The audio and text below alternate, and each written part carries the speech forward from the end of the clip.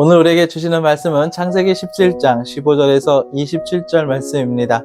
할례를 통한 순종의 의미라는 제목으로 은혜를 나누겠습니다. 첫 번째, 나의 부족함이 아닌 하나님의 능력을 믿으십시오. 오늘 본문 창세기 17장 15절에서 18절 말씀입니다. 하나님이 또 아브라함에게 이르시되 내 아내 사레는 이름을 사레라 하지 말고 사라라 하라. 내가 그에게 복을 주어 그가 내게 아들을 낳아주게 하며 내가 그에게 복을 주어 그를 여러 민족의 어머니가 되게 하리니 민족의 여러 왕이 그에게서 나리라. 아브라함이 엎드려 웃으며 마음속으로 이르되 100세 된 사람이 어찌 자식을 낳을까? 사라는 90세니 어찌 출산하리요 하고 아브라함이 이에 하나님께 아뢰되 이스마엘이나 하나님 앞에 살기를 원하나이다. 하나님은 사레의 이름을 사라로 바꾸시고 그녀에게 복을 주어 아들을 낳게 하겠다고 약속하셨습니다. 또한 사라를 여러 민족의 어머니로 세우겠다고 하셨습니다. 하지만 하나님을 경외함에도 불구하고 아브라함은 자신이 100세, 사라가 90세인 나이를 생각하며 그 약속을 믿지 못하고 웃었습니다. 나이가 너무 많아서 너무 늙었다고 생각하기 때문에 아들을 낳는다는 것을 믿을 수 없었습니다. 하나님은 반드시 약속을 이루시는 분이십니다. 민수기 23장 19절 말씀입니다. 하나님은 사람이 아니시니 거짓말을 하지 않으시고 인생이 아니시니 후회가 없으시도다. 어찌 그 말씀하신 바를 행하지 않으시며 하신 말씀을 실행하지 않으시랴. 지금 우리 상황이 아무리 힘들고 믿기 어려워 보여도 성도라면 전능하신 하나님의 약속을 믿어야 합니다. 하나님은 믿음의 사람들을 통해 하나님의 나라를 이루어 가십니다. 사람은 약하고 부족하지만 하나님은 전능하신 분이기 때문에 가능한 것입니다. 그래서 우리에게 필요한 것은 능력이 아니라 전능하신 하나님의 약속을 믿는 신뢰입니다. 불신앙은 우리의 믿음을 조금씩 갉아먹어서 무너뜨립니다. 무엇 때문에 주님의 약속을 믿지 못하고 있습니까? 자신의 부족함이나 어려운 상황을 볼 때는 당연히 모든 것이 불가능해 보입니다. 그래서 우리는 하나님께서 우리를 통해 일하신다는 약속을 믿기 어렵습니다. 중요한 것은 아무리 힘든 상황이라도 불가능한 상황일지라도 전능하신 하나님을 바라봐야 합니다. 하나님은 약한 사람들을 사용해 강한 사람들을 부끄럽게 하시는 전능하신 하나님이십니다. 두 번째, 말씀을 듣고 약속을 기억할 때 믿음이 견고해집니다. 오늘 본문 창세기 17장 19절에서 22절 말씀입니다. 하나님이 이르시되 아니라 내 아내 사라가 내게 아들을 낳으리니 너는 그 이름을 이삭이라 하라. 내가 그와 내 언약을 세우리니 그의 후손에게 영원한 언약이 되리라. 이스마엘에 대하여는 내가 내 말을 들었나니 내가 그에게 복을 주어 그를 매우 크게 생육하고 번성하게 할지라. 그가 12두령을 낳으리니 내가 그를 큰 나라가 되게 하려니와 내 언약은 내가 내년 이 시기에 사라가 내게 낳을 이삭과 세우리라. 하나님이 아브라함과 말씀을 마치시고 그를 떠나 올라가셨더라. 하나님은 약속을 믿지 못하는 아브라함에게 다시 언약을 확실히 알려주셨습니다. 언약의 자손은 하갈이 아니라 사라를 통해 태어날 것이라고 말씀하셨습니다. 사라의 몸에서 태어난 아들과 영원한 언약을 세우겠다고 하셨습니다. 하나님은 이스마엘에게도 복을 주겠다고 하셨지만 약속의 자손은 이스마엘이 아니라 사라의 몸에서 태어날 이삭이라고 하셨습니다.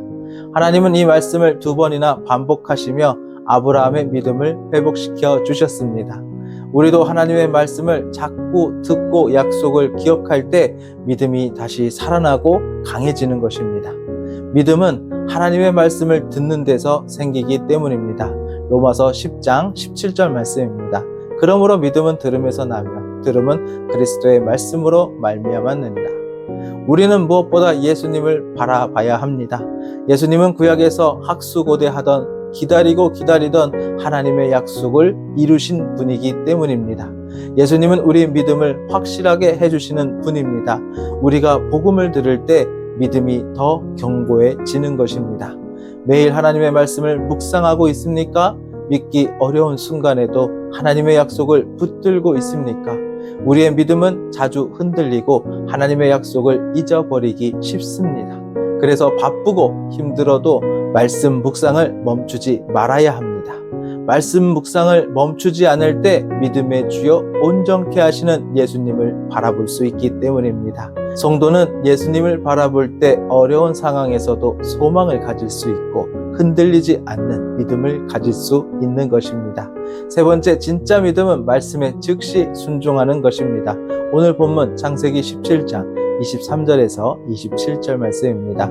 이에 아브라함이 하나님이 자기에게 말씀하신 대로 이날에 그 아들 이스마엘과 집에서 태어난 모든 자와 돈으로 산 모든 자 곧 아브라함의 집 사람 중 모든 남자를 데려다가 그 포피를 베었으니 아브라함이 그의 포피를 벤 때는 99세였고 그의 아들 이스마엘이 그의 포피를 벤 때는 13세였더라. 그날에 아브라함과 그 아들 이스마엘이 할례를 받았고 그 집의 모든 남자 곧 집에서 태어난 자와 돈으로 이방 사람에게서 사온 자가 다 그와 함께 할례를 받았더라. 아브라함은 하나님의 말씀대로 할례를 행했습니다. 그때 아브라함의 나이는 99세였지만 아브라함은 믿음으로 순종했습니다. 아브라함은 하나님의 말씀을 듣자마자 바로 그날 할례를 행했습니다. 자신뿐만 아니라 이스마엘과 집에서 태어난 사람들 그리고 돈으로 산 모든 남자에게도 할례를 받게 했습니다. 아브라함은 하나님의 약속을 믿고 하나님의 말씀에 온전히 순종한 것입니다. 순종하지 않는 믿음은 아무 유익이 없는 죽은 믿음입니다. 진짜 믿음은 반드시 순종으로 나타납니다. 말씀을 듣고 적당히 순종하거나 타협하는 것은 불순종과 다르지 않습니다. 순종에는 적당히라는 단어가 없습니다. 성도에게는 온전한 순종을 하느냐 아니면 불순종을 하느냐 이 두 가지 선택만 있을 뿐입니다.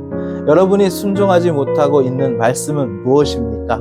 혹시 나중에 할게요 라며 미뤄둔 말씀이 있습니까? 진짜 믿음은 말씀에 즉시 순종하고 완전히 따르는 것입니다. 적당히 순종하거나 핑계를 댄다면 그것은 온전한 믿음이 아닙니다. 신실한 종은 주인의 명령을 들었을 때 어려운 상황이나 자신의 부족함을 핑계 삼지 않습니다. 명령을 미루거나 게으름을 피우지도 않습니다. 단지 충성스럽게 주어진 일을 하고 주인의 판단을 기다리는 것입니다. 우리 주님은 언젠가 모든 것을 공정하게 판단하시고 충성된 자에게 상을 베풀어 주실 것입니다. 기도드리겠습니다. 살아계신 하나님 아버지, 우리의 부족함과 어려운 상황 때문에 말씀에 순종하지 못할 때가 있습니다. 그러나 아브라함처럼 즉각적으로 순종하고 온전히 따르기를 원합니다. 우리의 믿음이 흔들리지 않게 하시고 말씀을 듣고도 미루거나 타협하는 태도를 버리고 주님이 원하시는 온전한 순종으로 나아갈 수 있도록 인도하여 주시옵소서.